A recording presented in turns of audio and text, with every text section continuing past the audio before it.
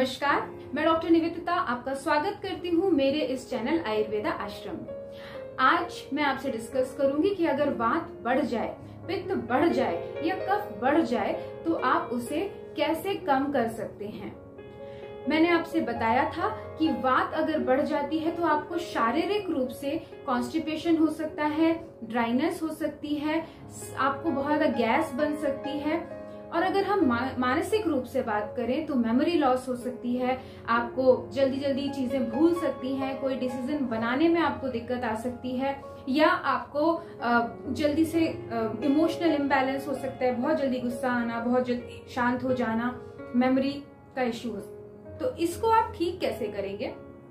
आप शारीरिक तौर पे मैंने बताया था वात जो होती है वो ड्राई होती है और ठंडी होती है। तो कोई भी गर्म तेल से अगर आप शरीर पे मसाज करते हैं या अगर आप कॉन्स्टिपेशन के मरीज हैं तो अगर वात वृद्धि हो रही है तो आप कैस्टर ऑयल, गरम कैस्टर ऑयल आप थोड़ा सा ले सकते हैं, या कोई भी नॉर्मल तेल आप वर्जिन कोकोनट वर्जिन ऑयल या फिर घी, ज्यादा में आपको 1 से 2 चम्मच या 3 चम्मच मैक्सिमम गर्म पानी या गर्म दूध में लेना होगा। तो आप देखेंगे कि आपका कॉन्स्टिपेशन ठीक हो रहा है।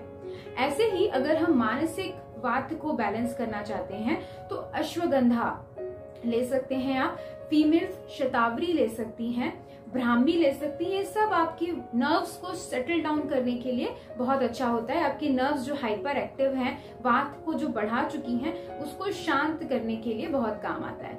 या हेड मसाज ले सकते हैं। आयुर्वेद में शिरोधारा या शिरोअभ्यंग मतलब हेड मसाज का बहुत बड़ा रोल होता है। और आप नस्यम भी कर सकते हैं। तो ये सारी चीजें आप वात को कम करने के लिए कर सकते हैं। वहीं अगर हम बात करें पित्त की, अगर आपके शरीर में पित्त बढ़ जाता है तो पित्त में आपको शारीरिक कौन कौन सी साइन एंड सिम्टम्स मिलेंगे? एसिडिटी होगी, बहुत ज्यादा स्किन पे एक्नेस, पिंपल्स हो सकते हैं, पिगमेंटेशन हो सकता है, हाइपरथायराइडिज्म हो सकता है, या कोई भी और हार्मोनल इम्बैलेंस हो सकते हैं। तो आपको पित्त को शांत करने के लिए आप कुछ ऐसी चीजें लेंगे जिससे आपका स्लगिश मेटाबॉलिज्म हो जाए, मतलब थोड़ा सा मेटाबॉलिज्म कम हो और एसिडिटी ना बढ़े। तो इसके लिए आप कोशिश करेंगे कि कोई भी स्पाइसेस ना ले, घी ना ले, बहुत ज्यादा तेल वाली चीजें ना ले। नॉर्मल आप कोई भी खाना ले सकते हैं जो बहुत ज्यादा आपको ट्रबलसम ना हो, ज्यादा स्पाइसेस ना हो जिसके अंदर। अगर हम वही बात करते हैं आपके मेंटल इलनेस की, यानी मेंटल कौन कौन से कैरेक्टरिस्टिक्स मिलते हैं आपको पित्त की वृद्धि में, तो उसमें आपको गुस्सा आ सकता है, एरोगेंस आ सकता है, बहुत ज्यादा आपको इरिटेबिलिटी हो सकती है। तो इस केस में आपको अपना एंगर कंट्रोल करने के लिए एंगर मैनेजमेंट, योगा, प्राणायाम, कुछ इस तरीके की चीजें प्लान करनी होगी।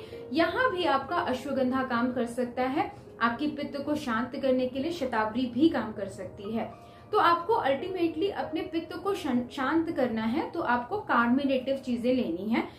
सबसे अच्छा रहता है कि आप अग्नि बढ़ रही है तो उसको शांत करने के लिए जल बहुत अच्छा काम करता है। तो ठंडा पानी, normal water, room temperature water आप ले। वहीं हम बात करें अगर कफ की, तो कफ आपकी बॉडी में क्या काम करता है? आपकी जो जितनी भी वात और पित्त से जनित जो प्रॉब्लम्स हो रही है उसको बैलेंस करने की काम कर रहा है।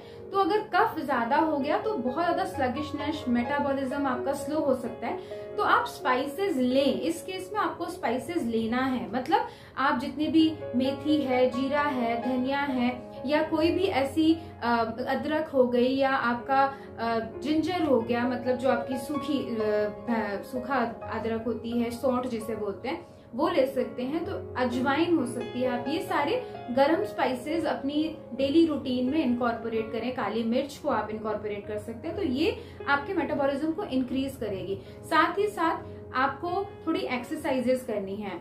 मेंटल अगर कफ बढ़ गया है तो मेंटली आप बहुत ज्यादा स्लो, स्लगिश, रिएक्शंस बहुत धीरे देते हैं। तो ऐसे केस में आपको क्या करना है? मेंटली आप कुछ चीजों को इनकॉर्पोरेट कर सकते हैं, जैसे ब्राह्मी, शंखपुष्पी, अश्वगंधा।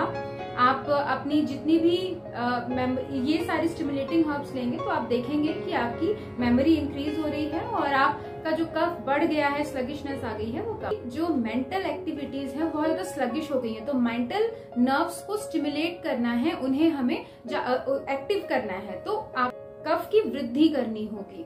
और वात की अगर हम बात करें तो वात यहाँ पे हमें वात को बढ़ाना है, तो जितनी भी स्टिमुलेटिंग आपकी मेडिसिन है उनको आपको इनकॉर्पोरेट करना होगा। तो अब आप समझे कि वात, पित्त और कफ को आपको कैसे मैनेज करना है। आपने ये भी समझ लिया है कि वात, पित्त, कफ आपको बढ़े हुए हैं, ये कैसे पता चलेगा। अब आपको अपनी हेल्थ को मेंटेन करना आसानी से आ पाएगा।